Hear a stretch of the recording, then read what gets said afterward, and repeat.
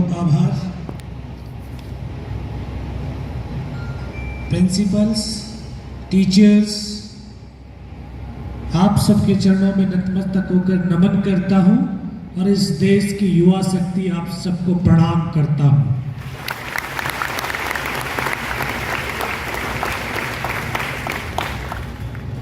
जय हिंद। जय हिंद। ये भारत माँ के बेटों की आवाज नहीं हो सकती है क्या? भारत माँ ने शेर पैदा किए और जब शेर दहाड़ता है तो बॉर्डरों तक दुश्मन खड़ा हुआ हिल जाता है कि नहीं? जय हिंद। जय हिंद। जय हिंद। जय हिंद। आप एक सपना देख करके यहां तक पहुंचे हैं। सपना देखा है ना कोई? किस चीज का सपना देखा? डॉक्टर बनने। ओके, तो डॉक्टर बनने के सपने को साकार करने के लिए आप यहाँ कोटा आए हैं और अभी एलन में आए हैं। आपके पास बहुत बड़ी चुनौती है, लेकिन इस सपने को आपने सिर्फ देखा है, जिया है क्या? इसको जिया कैसे जाता है?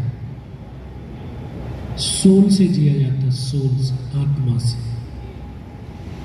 क्या कभी आपने अपने आप को डॉक्टर के रूप में देख करके, अब मैं डॉक्टर हूं, डॉक्टर की वर्दी पहनी हुई हूं और 55 डिग्री टेम्परेचर या -50 डिग्री टेम्परेचर में जहां लाशें पड़ी हुई है, छत विचित अवस्था के बीच कुछ एक ऐसे नौजवान घायल अवस्था में पड़े हैं, लहूलुहान हैं, और उनको मैं उठा करके उनके जीवन को बचा रहा हूं।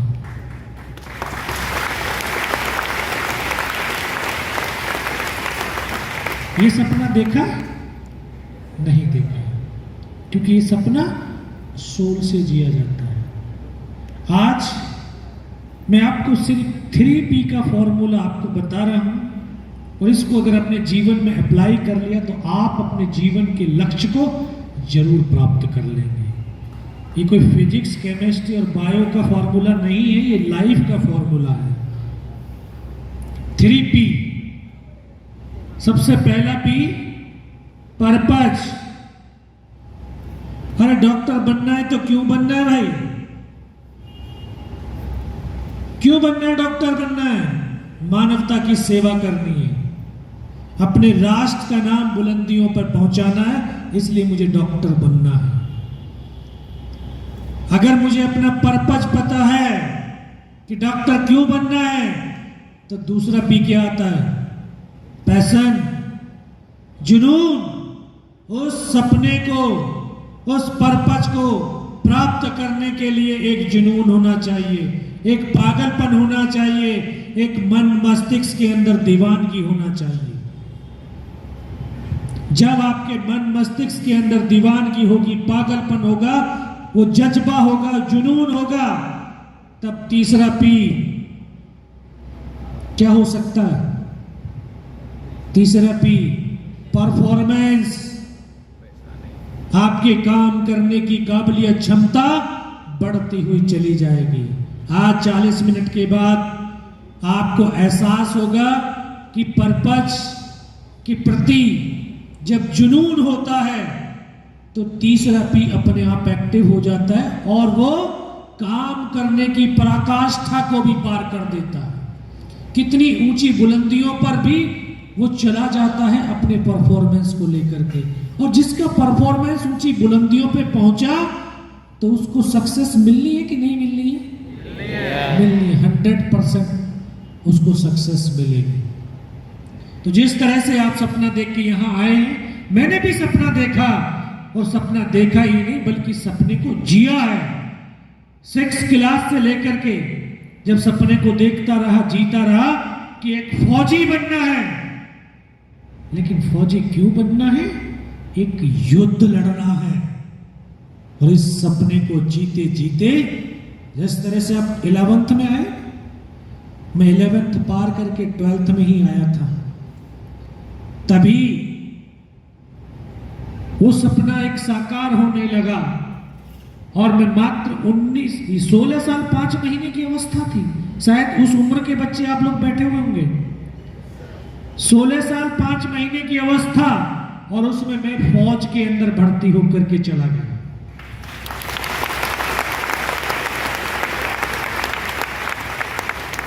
उस रेजिमेंट में गया जिस रेजिमेंट का इतिहास अभी स्कूल के अंदर किताबों में पढ़ करके बड़ा हो रहा था कि एक सैनिक अकेला पाकिस्तान के 8 पैटर्न टैंकों को ध्वस्त करता है और 9वें पे निशाना लगाते लगाते मां भारती की गोद में सो जाता है।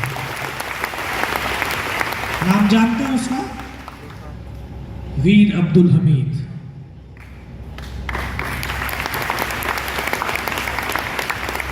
तो जब भर्ती होकर के वहां गया, वहां पर ट्रेनिंग, जो फौज की ट्रेनिंग एक आग की तप्त भट्टी होती है।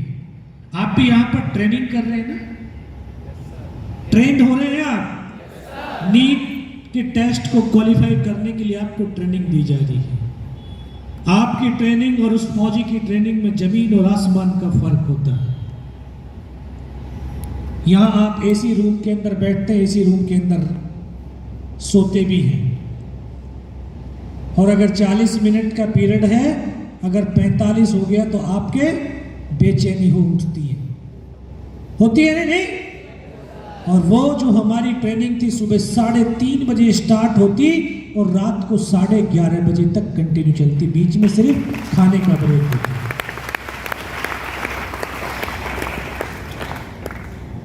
तो उस आग की वो तप्त भट्टी, उसमें हमारे जो इंस्ट्रक्टर थे, जो हमारे टीचर थे, जिस तरह से आपके यहाँ पर सब्जेक्ट के एक्सपर्ट टीचर्स हैं, वो अपनी क्षमता से, सक्षमता से, कौशलता से हमको 9 महीने तक उस आग की भट्टी में तपाते रहे।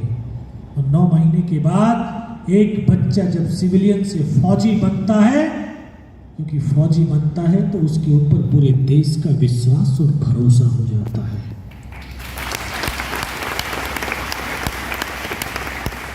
जब वो वर्दी को पहनता है तो वो वर्दी कोई मामूली कपड़ा नहीं है, वो लाखों करोड़ों सैनिकों के खून से पावन वो वर्दी होती है। वो तिरंगे की आन बान और शान वर्दी होती है, और उस तिरंगे की शान के लिए अपने प्राणों को पल भर में वो सैनिक कुर्बान कर देता है, इतनी पावन होती है।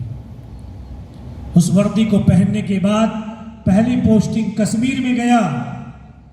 आज मैं महसूस करता हूं कि पहली कश्मीर में क्यों गया मैं, क्योंकि नौजवान साथियों, जब आप सोल से, अपनी आत्मा से किसी सपने को जी रहे होते हैं, तो जो हमारा परमात्मा अल्लाह वाहिगुरु, जिसके भी नाम से हम जानते हैं, वो शक्ति उस अपने आपके सपने को साकार करने में लग जाती है। परमात्मा, वो ईश्वर, वो अल्लाह आपके उसी रास्ते पर लेकर के जाएगा जिस सपने को आप जी रहे होते हैं।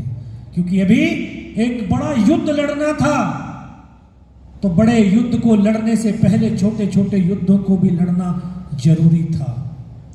1990 से कश्मीर के अंदर उग्रवाद फैल गया था, जो अमानवीय क्रूरताएं करते हुए शांति फैला दी थी। उस समय फौज उन उग्रवादियों के साथ एक युद्ध लड़ रही थी, तो उस युद्ध का हिस्सा बनने का सौभाग्य प्राप्त हुआ।